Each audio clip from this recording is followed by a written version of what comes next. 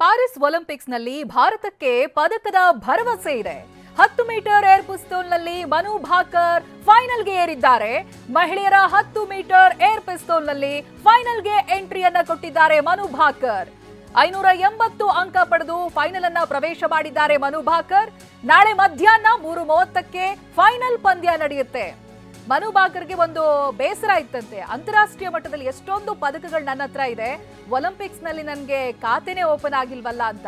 ಈ ಆಸೆ ನೆರವೇರುತ್ತೆ ಅನ್ನುವಂತ ಹೋಪ್ ಅನ್ನ ಎಲ್ಲರೂ ಕೂಡ ಇಟ್ಟಿದ್ದಾರೆ. ಅವರು ಕೂಡ ಅದೇ ಭರವಸೆಯನ್ನ ತೋರಿಸ್ತಾ ಇದ್ದಾರೆ. ಮಹಿಳೆಯರ 10 ಮೀಟರ್ ಏರ್ ಪಿಸ್ತೂಲ್ ನಲ್ಲಿ ಭಾರತದ ಮನು ಭಾಕರ್ ಅವರು ಫೈನಲ್ಗೆ ಅರ್ಹತೆಯನ್ನ ಪಡೆದುಕೊಂಡಿದ್ದಾರೆ.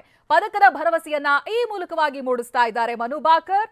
60 ಶೂಟ್ಗಳಲ್ಲಿ 580 ಅಂಕಗಳ ಜೊತೆಗೆ 3ನೇ ಸ್ಥಾನವನ್ನ ಪಡೆದಿದ್ದಾರೆ.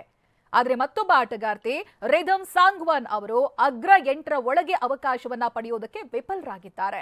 ಅವರು 60 ಶೂಟ್ಗಳಲ್ಲಿ 573 ಅಂಕಗಳ ಜೊತೆಗೆ 15ನೇ ಸ್ಥಾನಕ್ಕೆ ತೃಪ್ತಿಯನ್ನ ಪಡ್ಕೊಂಡ್ರು. ಇನ್ನು ನಾಳೆ ಮಧ್ಯಾಹ್ನ 3:30ಕ್ಕೆ 10 ಮೀಟರ್ ಏರ್ ಪಿಸ್ತೂಲ್ ಫೈನಲ್ ನಿಗದಿಯಾಗಿದ್ದು ಮನು ಭಾಕರ್ ಚಿನ್ನದ ಪದಕಕ್ಕಾಗಿ ಹೋರಾಟವನ್ನ ನಡೆಸ್ತಾರೆ. ಅವರು ಕೂಡ ಬಹಳಷ್ಟು ಭರವಸೆಯನ್ನ ಮೂಡಿಸ್ತಾ ಇದ್ದಾರೆ, ಜೊತೆಗೆ ಕಾನ್ಫಿಡೆನ್ಸ್ ಆಗಿ ಮಾತನಾಡ್ತಾ ಇದ್ದಾರೆ ಕೂಡ.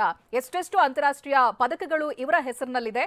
ಇದೀಗ ಒಲಿಂಪಿಕ್ಸ್ನ ಪದಕಕ್ಕಾಗಿ ಹಣಾಹಣಿ ನಾಳೆ ಮಧ್ಯಾಹ್ನ 3:30ಕ್ಕೆ ನಡೆಯುತ್ತೆ.